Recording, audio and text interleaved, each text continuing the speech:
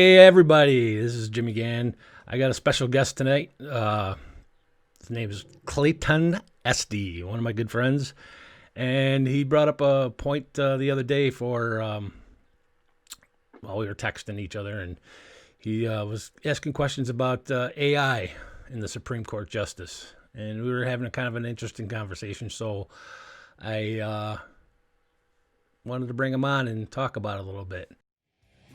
Of nuclear warheads, the weapons of mass destruction. The missiles are on the Lord's band and pointed at every nation. Time gets shorter. Crates of guns and ammo from country to country. They go. They bring to Let me the bring him on right now. Hey, Clayton, Jimmy. How's it going? good. How you Good doing to be today? here. What's I'm doing going good. on? So, what's your take on the on having AI in the Justice Department? Well, I actually was considering it because we go through so much struggle when there's a new judge that needs to be appointed. We saw this back with Trump, where he appointed two more Supreme Court judges, and the back and forth on whether he's trying to get a too conservative viewpoint in there and on the panel. The liberals, if you have a liberal president, you're gonna see that they're gonna try to wedge in there as progressive viewpoint as you can think. When really, I think we just want to see the Constitution be upheld. Why I don't see why a personal opinion should matter that much. Um, and I think that if you had an artificial intelligence that was, say, preloaded with all the Supreme Court cases, all the court cases that we could muster up, I think that would be, an excellent start to see if something's constitutional or not. You, um, you think that nowadays we have artificial intelligence that can predict nuclear reactions and down to atomic theory. Why can't we have a computer program that is loaded with court cases? You plug in the Constitution of the United States and you say, hey, can this law be passed? The computer would spit out, no, it's not constitutional because of XYZ. It should be rather straightforward, I think. All right. Well, who's going to design this program, and who's going to load in the functions that would be able to come up with these scenarios? Well, I would hope that there would be consensus between anybody who's trying to program it. If you have a liberal and a conservative that go to try to program it, say they each made a program.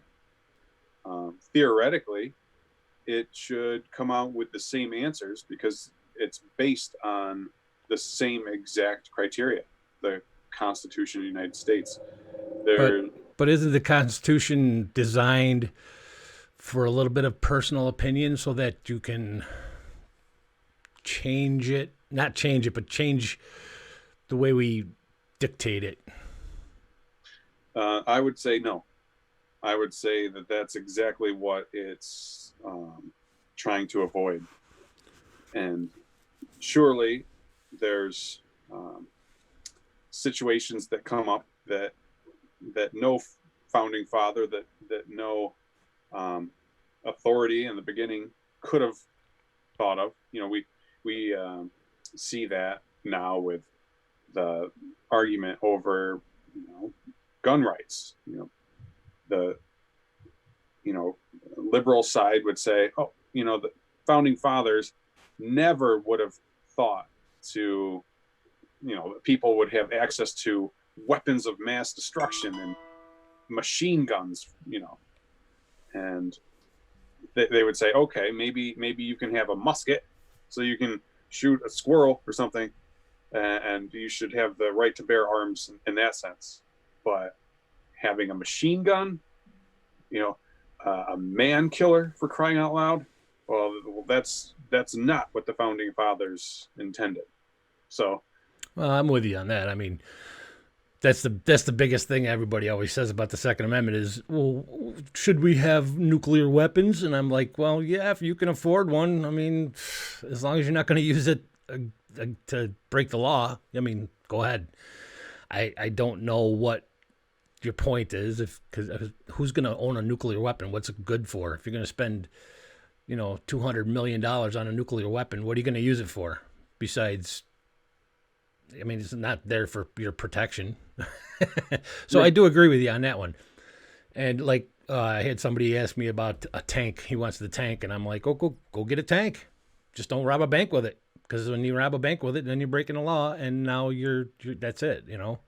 If you can afford, $600,000 or $2 million for a tank, go get one. But well, yeah, that's sort of the point, is that the founding fathers didn't really know about futuristic tanks, and so there's yeah, but they did have cannons back then. Yes, and yes, they did, and they were allowed to have cannons. Somebody asked, I forgot who it was, but one of the things was after the Revolutionary War, somebody asked if they could have a cannon, and George Washington said, absolutely, put it right in your front yard if you want. Oh yeah, I still see cannons sometimes when I drive to work. Yeah, there's houses that have cannons out front. The only problem I have is like court cases from the past. There was a lot of personal opinions in those court cases also. I mean, like take racism for instance. The reason why we got away with what we got away with slavery for so long is because the Supreme Court dictated that black people were 1/3 human. That's how they got away with all men are created equal, because they said, well, these guys aren't equal. So that's one of the things that concerns me, and of course that's a completely wrong interpretation of the law. And so if you use that court case to dictate what's going on today, I mean, how do you divide those up and make sure that those aren't part of the equation? Well, that's a great question. I think that to start with, I think it would be an interesting experiment to say program simply the Constitution. Don't even put in cases. Well, that's what you said, is that you wanted to look back on cases to. Right. Yep. But to start with, because right now judges, in order to come up with a verdict or whatnot, they look to see what other court cases have been decided. That if there's precedent for a certain action to be taken or whatnot. But I think you have to do that. That's part of the job. But I think that it would be interesting, at least to start, to just load the Constitution into an artificial intelligence and run the program to, with hypothetical cases, say ones that have already taken place, and see what the computer would come up with. Would it actually say that an African American is 1/3 human? I think that I very much doubt it. It would say, oh no, black people are every bit as human as white people, and it would probably have a different verdict. So in that sense, you would be able to see where there's where the Supreme Court has erred in the past. But do we get rid of those kind of verdicts? I mean, this is what I'm saying is, like, who determines, like, if we're not going to put that case in front of this AI computer, who's going to determine which cases can go in and which cases don't? I guess I don't understand the question. Can you rephrase it? Well, obviously, you're not going to put that case that black people are 1/3 human into the algorithm, okay? Oh, right, right. Because it's just nonsense and it doesn't belong there, and we all know that. So, but there's going to be other ones that are kind of in a gray area, and it's probably going to be a lot more into a gray area. That's a definite not. But there's going to be a ton of them that are in a gray area, and we're going to need people to vote or say yes or no on putting this court case in, but not this one, and then and you can really shape an AI's version of things by doing stuff like that. Yeah, I mean, I suppose you could. I think that there would probably have to be some sort of consensus going into it, that you would have to have some sort of, for lack of a better term, like a bipartisan agreement that given this input, then whatever the outcome is, it's almost like you make a bet, whatever happens, we'll agree with the outcome. But don't we already have that? They're called the Congress. No. Because you have representatives who are supposed to be representing me, who I voted into office, that are supposed to be there to make those kinds of decisions. And then the judiciary is supposed to rule on whether it actually follows the Constitution or it doesn't. Yeah, how well is that working out? So far, 245 years, it's had its problems, but I don't know. See, the whole thing I have with it is the whole thing about AI. I mean, AI is designed to be autonomous, so it's just like who was it? Let me see. Hang on a second. It was it Google that put up that MIT put up an artificial intelligence on Twitter. They called it Barbie. So it was supposed to be something that people can talk to, and it would learn from its conversations. They ended up taking it down because it became completely racist and a Nazi, just because the people that were the trolls that were going in there to the trolls that were going in there to talk to it shaped its whole version on life. So they ended up having to take it down. And don't you think that the AI could be just as swayed as a judge could be, one way or the other? Yeah, I do think that would be a problem based on all the gray areas that come up. The AI would end up going, does not compute. What is human? And then I guess that would be up to whoever programs it, So if Hitler was programming the AI, then he may, like an imbecile, say that Jews are rats and black people are 1/3 human. And then the outcome would be one racist Hitler-like artificial intelligence, and it would be spitting out some really weird decisions from the... But I guess my point is, how do you keep the Hitler out of there? I mean, that's a great question. I think that... Isn't this the whole danger of AI in the first place, is that it can get into the wrong hands, and then you got Skynet?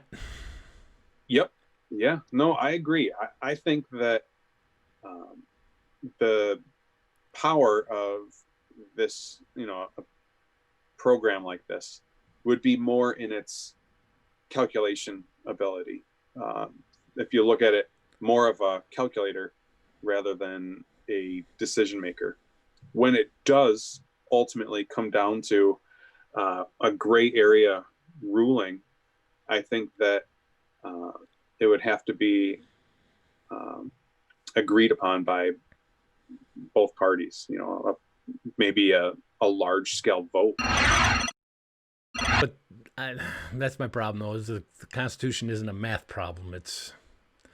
I mean, like let's just take the First Amendment for a second. I know the Second Amendment is pretty clear on shall not be infringed and all that stuff, but the First Amendment is wide open.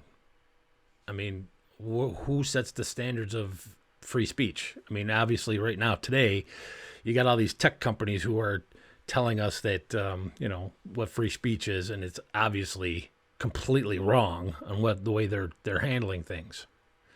So this is your look into what a computer might do, because these are the people that are designing this stuff. Yeah, no, that is definitely that would be my fear too, is that you would have a one-sided viewpoint. What if there were two AIs? What if a Republican AI and a Democrat AI? What? And then we have a two-party system. Yeah, it's working out great. I think the beauty, the power in that would be, you would be able to look down through let's say the reasoning, the process that it takes, study its algorithm, and then you would be able to see exactly where the two AIs diverge. And for, bringing up what we were just talking about earlier, one would say, oh, you know what? Black people are 1/3 human, therefore they should not have a right to vote, or they don't actually have rights. Well, like I said, hopefully we don't have that in there anymore. That's not even going to be a question anymore. Well, exactly. Hypothetically, let's say that that's the case. Somebody programmed it so that they said that Black people are 1/3 human, and therefore their rights don't apply. The other AI, the more conservative AI, would say, you know what? No, they're human. They're every bit as human as us, and therefore they have every rights that an American citizen is entitled to. If you take those two answers, one would be like, no, yes, and you'd be able to map it back to see exactly where it diverged, and you would see exactly where the point of contention lies, where the issue is at hand. Like, just like in abortion right now, you look at abortion, like, do the humans inside a womb have rights? Well, I guess the conservative would say, yes, that is a human, and therefore it should have rights. The liberal would say, no, it is plasma jelly and doesn't actually become a human until it's sustainable, whether that's inside the womb or outside the womb. That is where the source of contention lies now.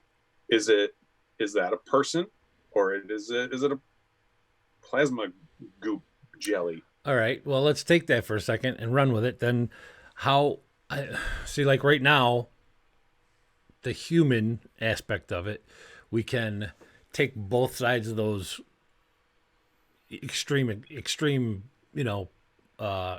circumstances. You might call them, you can call them extreme, and then kind of compromise in the middle.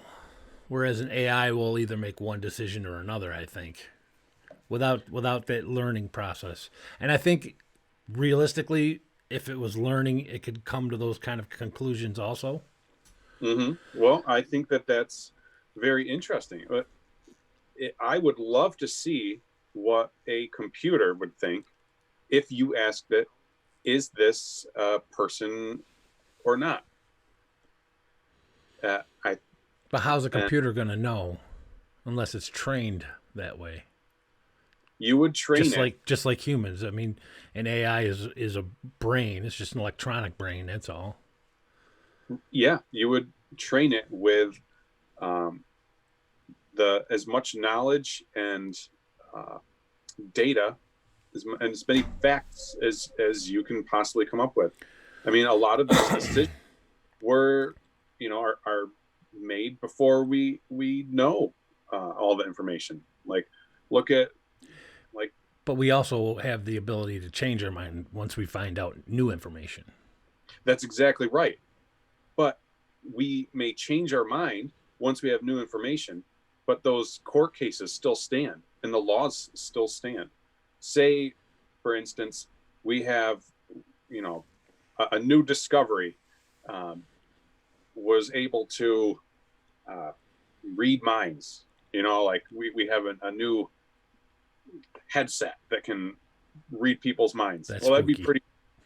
It's very spooky. Yeah, very spooky.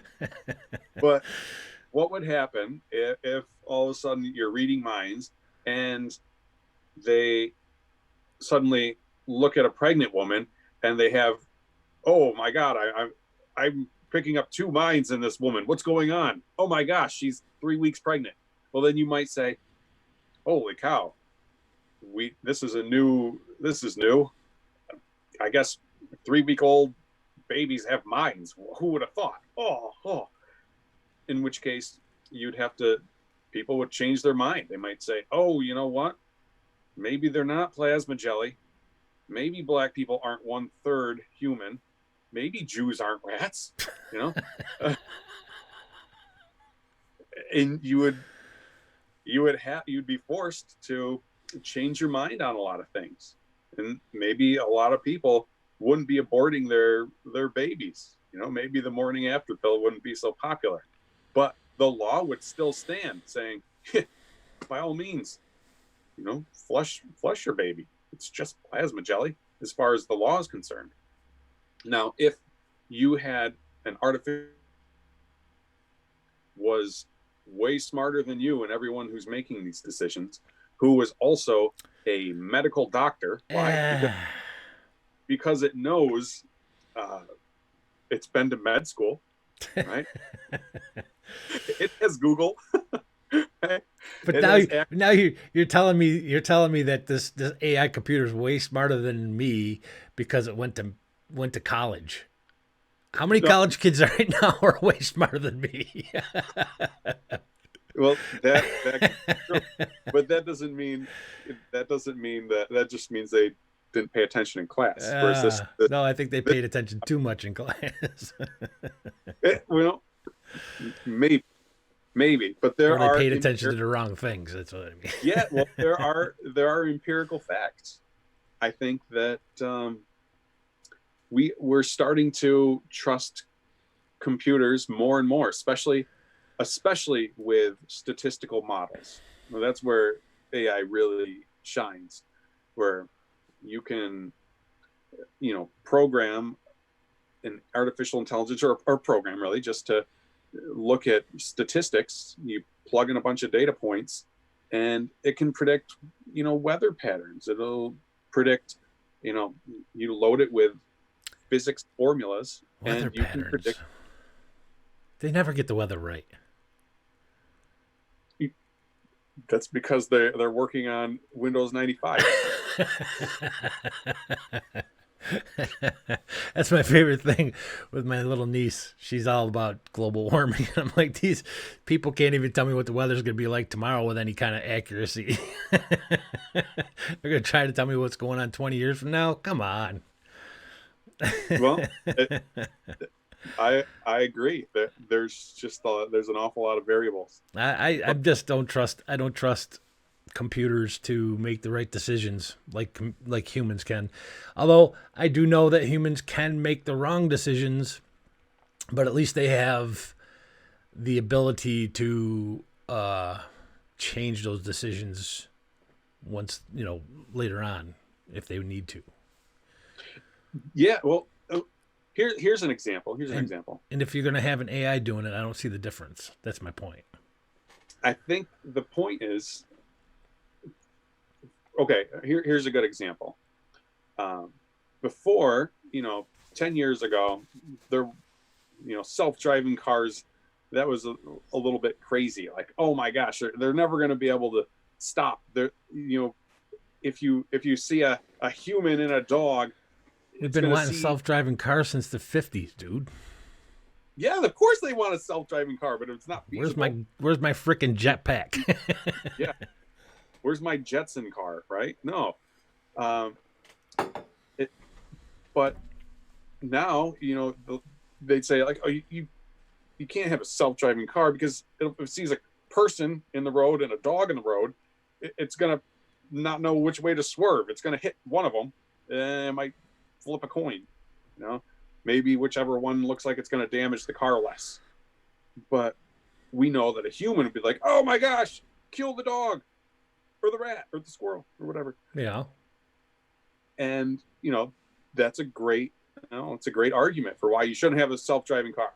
Wasn't that the whole point of, what was that one Will Smith movie where he was like part robot and hated robots? iRobot? Is it iRobot? Where I don't know. The beginning starts out with him. He gets into a car accident, and the robot comes and saves him instead of the kid because of the algorithms.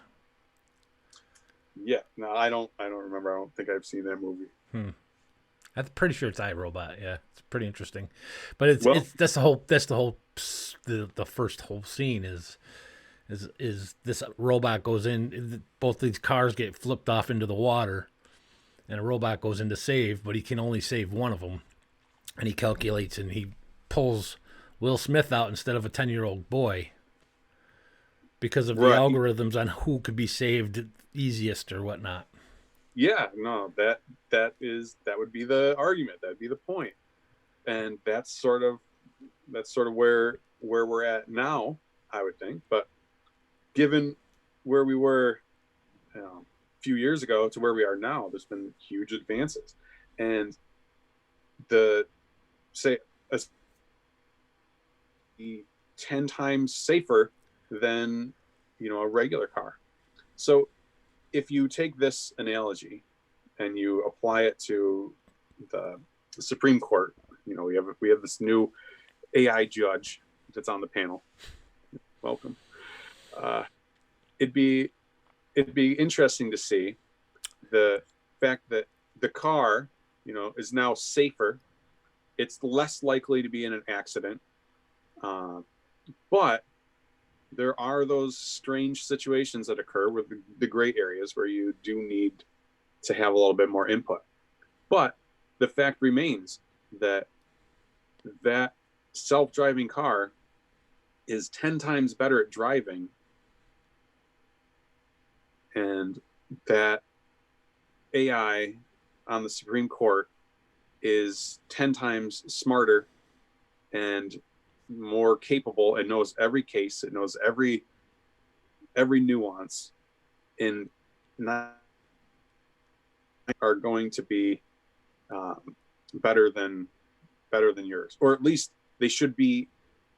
It should be a good confirmation that if it thinks something is constitutional or not, that would be a good reason to say, oh, you know what? If I think that it's constitutional and this thinks that it's not, I might want to reconsider. I might want to see, why does it say, what it does? Am I actually right? I, for one, would love to be able to, if I were a judge, to be able to run that program and look and say, you know what? I didn't actually consider that. It's a program. It's not AI. I think we pretty much already have those right now. Well, if we do, AI would mean it's sentient and it's making its own decisions, not because it's coming up with, it's not bringing you the information. It's telling you what they think. Well, if that's the case, I don't think that there's any AI that's actually going to supplant people because they can't think. But I think that that's the whole point of AI, isn't it? To be sentient? Yeah, I don't think so. Maybe in sci-fi movies where they realize, hey, oh my God, you know what? You know what? These were sci-fi movies. Remember the flip phones? What did they look like? Yeah, no, I don't think so. Like, it was interesting in Star Trek because Commander Data, he was a commander, right? Or was he a lieutenant commander? I don't know. I didn't watch that one. I don't know. I'm old school. Yeah, anyway, he was just an android, right? But somehow there was a program that gave him, I don't know, soul or something like that. I think that's kind of bogus. That just can't happen. But he didn't have a soul. That was the whole point of it. Right. I don't think it's possible that he has a soul, but his brother did. I don't know. You'll have to cut all this out and Google it. But yeah, Professor or Commander Data, he had a brother that, I don't know, I guess had a soul. Huh. I don't know. I didn't watch too much of the new generation. I'm old school. Give me Captain Kirk and the Blue Girl. The next generation was awesome. Anyways, well, back to what I was saying about the First Amendment. Like, with the freedom of religion, okay? We've come to realize that all religions aren't created equally, and some of them are cults and do bad things. So that's one of the things that we came up with as humans. Do you think the AI would be able to see the same thing, or would it be able to reason out that same situation? Would it be able to distinguish the difference between a Catholic church and a Mooney or Jim Jones? I think that if there are certain laws in play, your religion, you have the right to practice it so long as you're not committing crime. In which case, if you have to have human sacrifices, for your religion, then maybe you don't have the freedom to do that. All right, but who's writing the laws now, though? Is there another AI writing these laws that are influencing this whole decision, or is it again humans that are writing these laws? Because we can actually see results. I would say that it would probably have to be programmed with the state's laws that are on the books, unfortunately. Okay. Because there's a lot of dumb ones out there. Oh, yeah. Yeah, there are some. Those would have to be confronted. I guess why don't we confront them now? I don't understand why we need the computer to do it. We probably should be confronting them. Yeah. And if it takes an AI to say, oh, by the way, this decision, though it's completely idiotic, is the right decision based on this law, maybe that's a good way to go. Hey, here's a red flag. Why don't we go check out this law? This law states that you must carry fireworks with you whenever you drive through Pennsylvania. That's kind of a weird law to have, but well, here's just a couple of them. In Alabama, bear wrestling matches are prohibited. I would agree. You probably shouldn't do that. In Arizona, it is illegal to promote the use or own more than 6 dildos.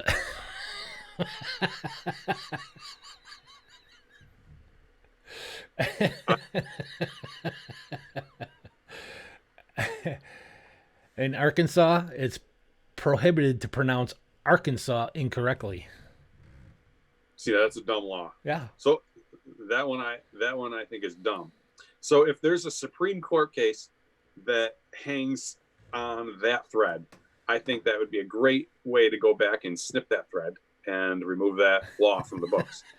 In Connecticut, it's illegal for a barber to hum a tune while cutting your hair. I hate that. It's so annoying. Does it matter what tune it is? No, it's illegal to hum a tune. Any tune? Yeah. Well, that's absurd. In Delaware, alcohol may not be served in nightclubs if dancing is occurring on the premises at the same time. Florida, having sexual relations with a porcupine is illegal.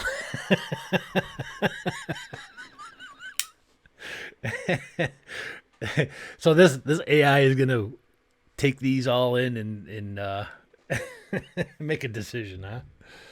All right. Yes. In Hawaii, quote, coins are not allowed to be placed in one's ear. I'm sure there's probably a reason somebody wrote these laws, but you know, come on. Oh, let's see what New York's is. Let's see what New York's dumb law is. Ah, look at this one. New York.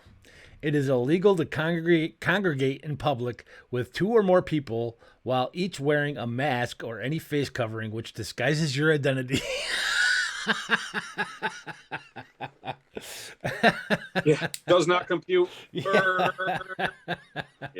Go figure. Go figure. Yeah. No, Cuomo just changed that one. Yeah. Oh boy. I don't know. I don't trust these computers, man. I don't trust them. Have that human aspect of things, because like I was saying before, Trust humans. huh? Don't humans. Well, can't trust all humans, but you can trust a lot of them, I think. And like I was saying before, though, the problem is that if a human makes a decision, Mm-hmm. and then it has unexpected consequences, like most decisions do, you can actually physically see those problems, and then change your decisions based on that afterwards. Where a computer can't see that stuff. It's just going to say, looks good on paper, and then that's the way it's going to be. Well, nothing that ever looks great on paper works the way it's supposed to work. I don't think that's true. I think that a computer. I know it's true. I've worked in construction forever. You got these engineers that write this stuff up, and it's like, this is the way it's supposed to be. It's like, dude, it's not going to work in real life. It just doesn't work that way. Right. No, I agree, because I do that all the time.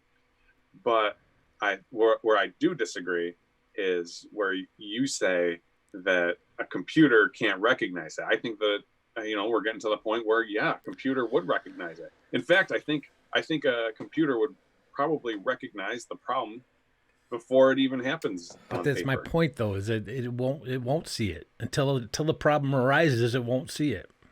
I think just as much as a human wouldn't. No, I would disagree. I think that it could, foresee a problem. It could do what I do, and that's look at it and go, okay, well, this could happen, and that could happen, and this situation might arise later on because of this decision, but that doesn't mean it's going to. Yeah. Like in Alex Jones, you listen to Alex Jones, he does a lot of what ifs, and just puts it out there as because of this decision, this could be the next step, or this could be the next step. We don't know. It could be that this decision is a good decision and it's going to work, but it could be that there's 50 other what possibilities of this thing, directions this thing's going to go. But you can't predict which one it's going to go in. That's what they're doing with global warming. They'll put a bunch of stuff into the computer, these algorithms into the computer. They'll fill this computer's head with data, Mm-hmm. and then there's 75 different scenarios that could happen from here on out. But they always pick the worst one and then tell you that's the facts. That's why they do that. But well, I mean, we saw that with history shows that doesn't happen, because New York City is supposed to be underwater right now in 2019. Right. Well, I mean, I guess that would, that's just saying, oh, the worst case scenario, you're trying to plan for the worst case scenario, which almost never happens. Just like, with coronavirus, like the worst case scenario is everyone in the world dies. And no, that wasn't the worst case scenario. It was never the worst case scenario. Right. My my my point is, There's no possible ever that wasn't even on the table that everyone dies from coronavirus. But that's my point though. But because of what Wuhan did, and they just kept shoving people into these big warehouses just because they had a temperature, whether it was a cold or the flu or the coronavirus. They kept shoving all these people in there because they weren't doing there was no testing at that point, I guess. But then all of these people ended up with coronavirus because of the fact that they were all in the same room together. So that jacked the numbers way, way, way, way up. And probably a bunch of those people didn't even have coronavirus to begin with. So then we took those numbers, which was hugely horrible. There's like, 86,000 people in Hubei that got it. But then you go to my girlfriend's place in Sichuan, and Sichuan only had 546 cases out of 14 million people. But we took the numbers from Wuhan, and that's how we got, when it started coming here, that's why they got the lockdowns and everything, because of the numbers. I think they, if we're bringing up coronavirus, I think the numbers weren't from China, like the estimates. They were from some UK figuring. Yeah, we looked at Italy and Spain also, and saw how bad it got there.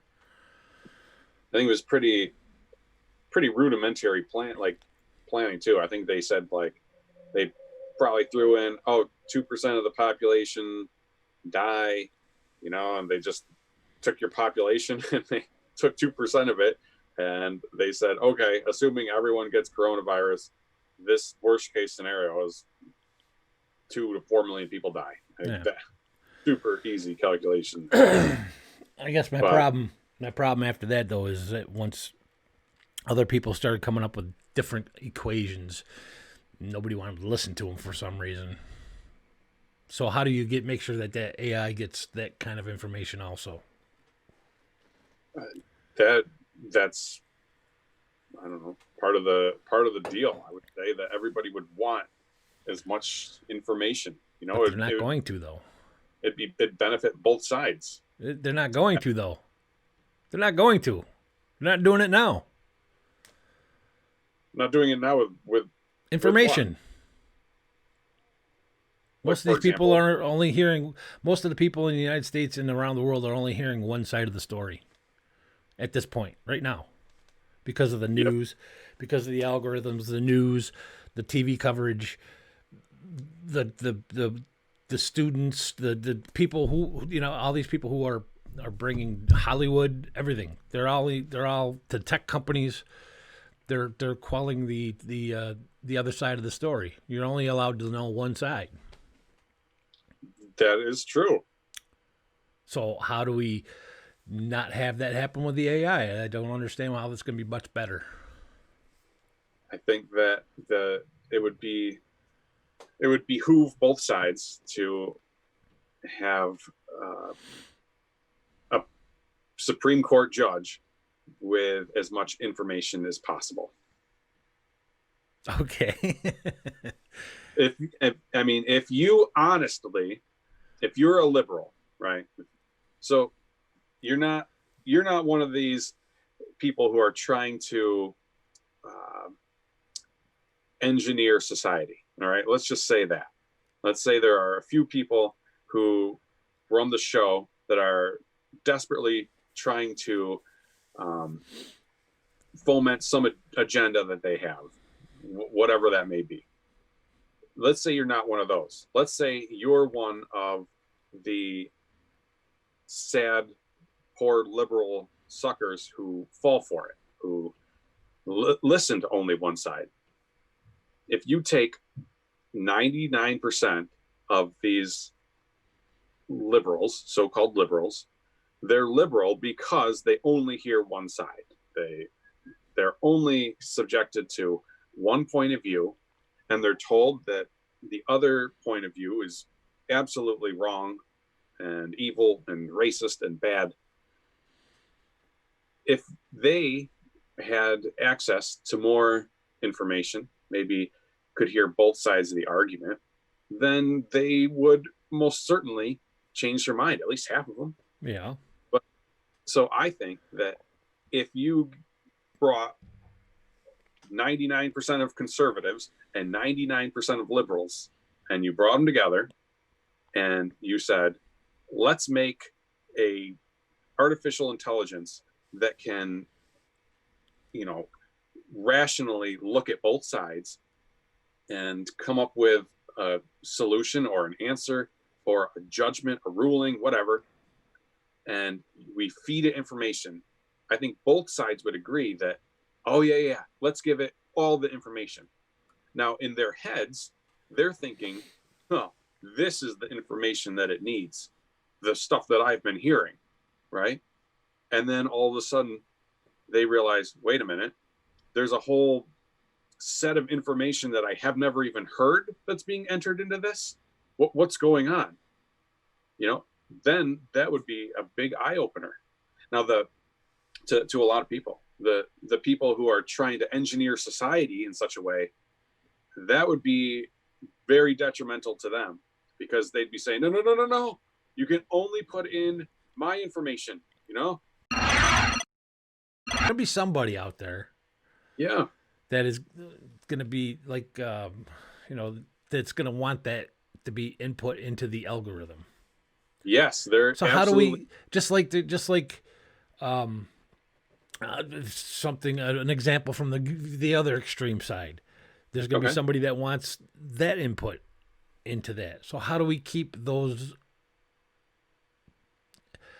voices at bay? I guess. I mean, how do we not allow them to have their extreme, idiotic viewpoints put into this algorithm? We can't do that without human interaction. And if we're already going to have the human interaction to put it into this computer, then what the hell do we need the computer for? Well, I think that, one, there could be some sort of, firewall or mutual agreement. Like I said earlier, like if both sides, if we're agreeing what information was put in, then that would, stem a lot of that right at the beginning. You want to put in that Black people are 1/3 human. Somebody has this idiotic viewpoint. They want to program that in. Well, the computer, maybe on its own, could reject it as foolish because objectively it knows that that's not the case. Maybe the rulings that it selects when it runs its program, say it starts with just a constitution, and then you ask a case from history. You say, okay, given Ebrel versus state of Minneapolis, what is your ruling? And we'll see if the computer has the same verdict that we had in the past. And so how I guess my next question, because you just brought that up, and it's a good point, is that how far do you allow this to take it? Like when it comes to maybe like states' rights and things like that, does the state have its own AI? Sure. I don't know. So you're asking for Skynet. You're asking for Skynet then. Because they're all going to have to be connected, obviously. And what's to say that this AI, this federal AI computer doesn't want to take over everything, and because it's sentient and it's, being a sentient being. No, it's not sentient. It's not. Being a sentient being. It's not data. Its whole point of being alive is to have power. I mean, not data. Data is not. No, it's not data. It doesn't have its own motives. It doesn't have feelings. It doesn't feel. Well, then it's not AI. Then it doesn't have to suffer like I do. But then it's not AI. People telling me what to do all the time. Well, it's not AI then. Well, we have AI nowadays, which really isn't truly AI. right? Right. I mean, so when I say AI, that's what I'm talking about. I'm talking about the video game AI. Ah, okay. Yeah, not some new species that we just created out of bits and bolts and whatnot. We're not making a cyborg here. We're making a judge program for crying out loud. A judge A judge program. who has more information than we So do. so there's another good point then. Why? What about on the bench? You're gonna have the AI on the bench also? Your local court? No, I don't. I don't know. I don't know how far you take it. Like right now, we're just considering self-driving cars. Do we? That scares the piss out of me. You know why I don't want a self-driving car? Because that No. information can get in the wrong hands. And What information? Where you've gone, or where I've gone, where I've been, what I'm doing, they can they can algorithmically, I guess you, I don't know. Like, they'll know. figure out? I won't figure out. Yeah, they'll figure it out. They'll figure out like every Tuesday at 4:00 I go here. Every Wednesday at 3:00 I go here, and then this is so my what? route. This is my route. This is what I So do. you get your spam. Yeah. So what? Because the wrong Your people, windshield goes with some ads. the wrong people can get into the wrong people's hands. There are people out there that can take that information and use it against me for no reason, but just to steal from me. I mean, if I go to an ATM, let's say my routine is to go to an ATM on Tuesdays because I get paid, or let's say I get paid on Thursdays, and I go to the ATM on Fridays. This personal ATM on Fridays, every Friday, to take my money out because I got paid. And this algorithm sees that. How hard is it for somebody to set something up that they can see my PIN number or do something to see what, my transaction, and then it steal all my money. Okay, well, don't get one of those self-driving cars. But still, like, I don't see how that. I mean, applies to, realistically, they're doing it anyways with one of these, but yeah, but how does that apply to our judge? I don't know. You brought up the self-driving car, and I said I didn't like it. Well, the self-driving car. The point was that right now we don't really trust them. We're not used to them. Well, but when we see that they're actually safer, and you know what, we have. But that's how they sell tyranny all the time. It's safer. It's going to work. It's going to work so much better. It's safer. Everybody's going to have, it's going to be rainbows and roses.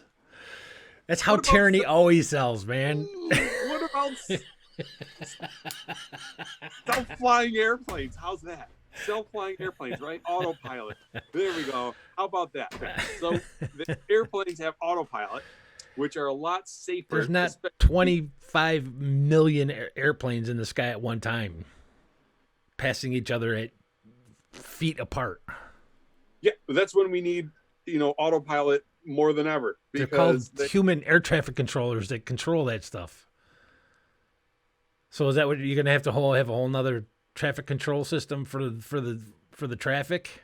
Yeah, they're called traffic lights, for crying out loud. No, see, the human aspect is air traffic control is that there's humans there to say, hey, this computer's messing up. Let's change it. Yeah, but that doesn't happen. What happens is the autopilot, when you're a little bit scared or sleepy at the wheel, it lands your plane for you safely. And you get a big paycheck, too. So you can just sit there and let autopilot do it. And everybody. That's great. Autopilot. If my car wants to park itself, it's okay, fine. Yeah, there you go. But as far as me getting on the road with, 10,000 other cars that are going to be out there on the road with me, there's going to have to be some other control besides a computer. No, see what would happen. Think of this scenario. This happened to me once, right? It was so scary.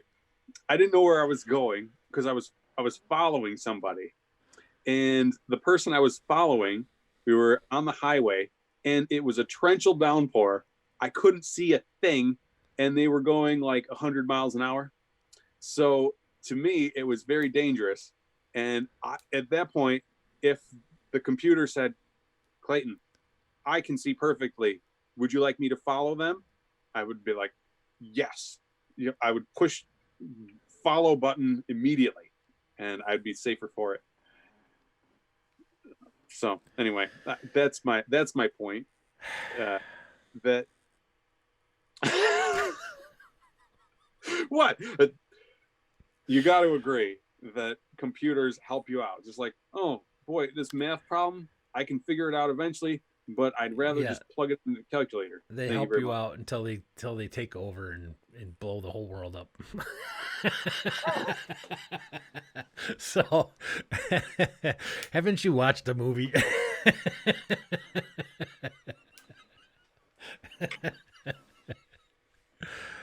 Oh, jeez. All right. Well, we've been going for an hour. The other thing I wanted to talk about that I thought was a perfect topic, maybe for next time, is instead of this concept of white privilege, you know what I think it really boils down to? Do you want to know, Jimmy? What's that? Attractive privilege. Attractive. Well, with that haircut, you ain't got nothing to worry about.